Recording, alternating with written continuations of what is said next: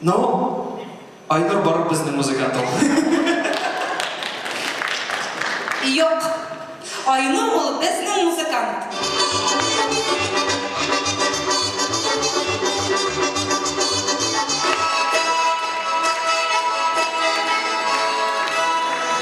Шундай нәфис сүз, матур нәфис сүз сөйләүчеләр, ничек торалар, бик сирәгәя баралар.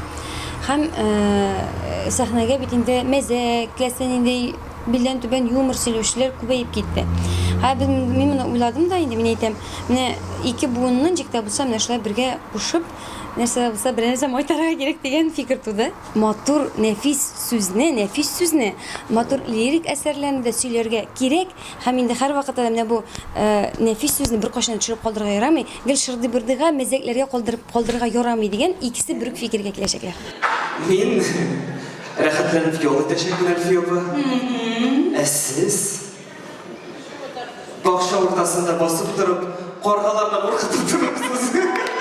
Алып баруның тамадай итү рәвешенә күчүе һәм инде безнең татар әдәбиятының матур үрнәкләре белән алып баруның менә шушы ике каршылыгы булган программа. Менә шушы җырчыларга карата, шушы менә лириканы сөйләмә дигән җырчыларга карата бу үзенә күрә бер протест шикелле дә бу программа. Менә бик әрнетә хәзерге яшь алып баручыларның тамадалыкка күчүе. Чөнки безнең концертларга зауыклы, айык халык килә.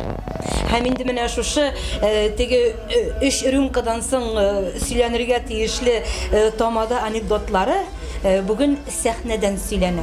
Бәлки хәзер мин менә театр училищеларында, мәдәният институтларында нәфис сүзнең ничек укытылуын кызганычка каршы белмим. Бәлки андагы тәрбия бирелеп җитми торгандыр.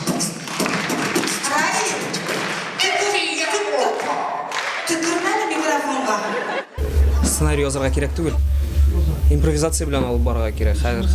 Хәзер менә шулай матуррак килеп чыга дип әйтәм соң инде. Дөнья үзгәрә бит инде.